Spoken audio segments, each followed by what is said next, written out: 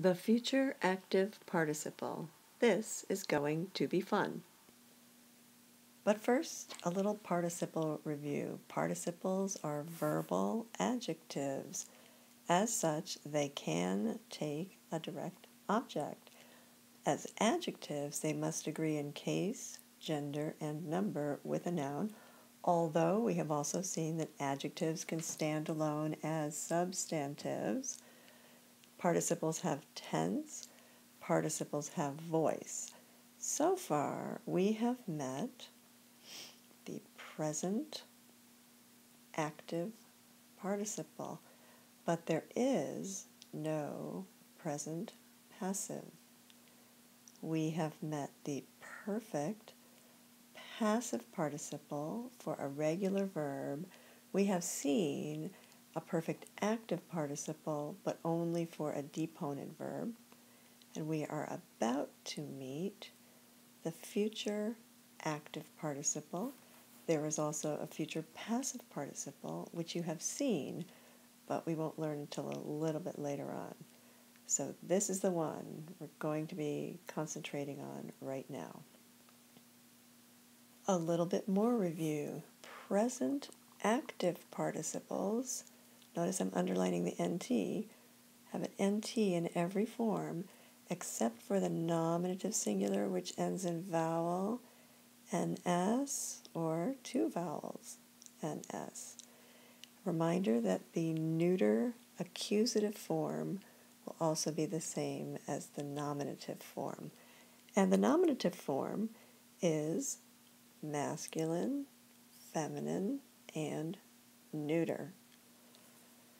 All the other forms of the present participle will have an NT in them, and that's how you can recognize them.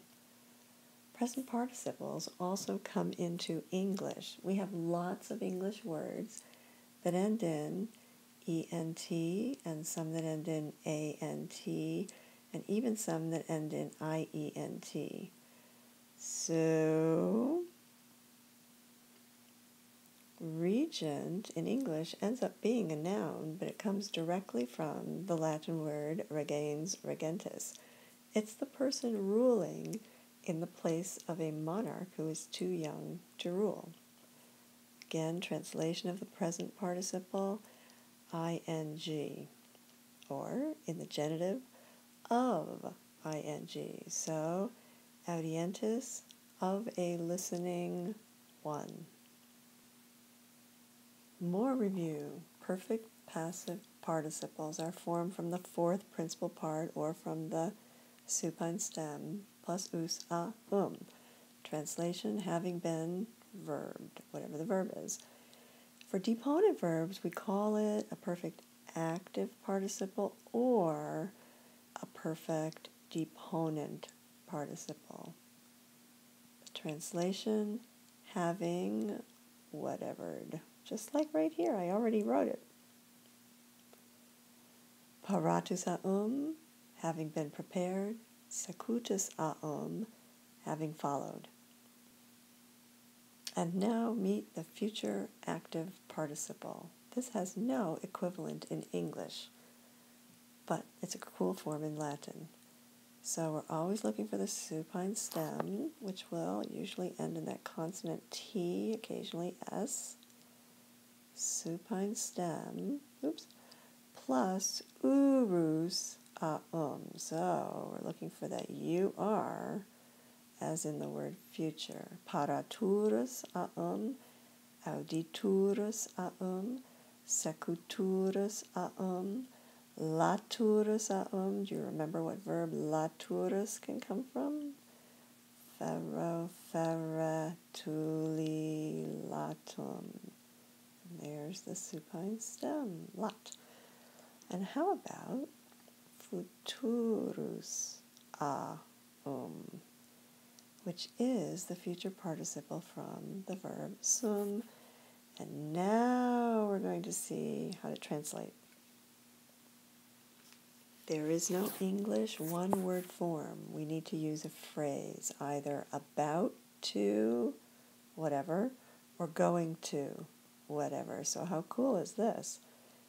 that futurus means about to be, going to be. And after all, isn't that what the future is? When we finish the reading in chapter 38, we will be going right into chapter 39. And if you notice, here are some sentences that contain what look to be future active participles. Facturus from the verb facio, and iturus from the verb eo ire, our other favorite irregular verb. All right, let's see what you are going to do with the future active participle. Vale.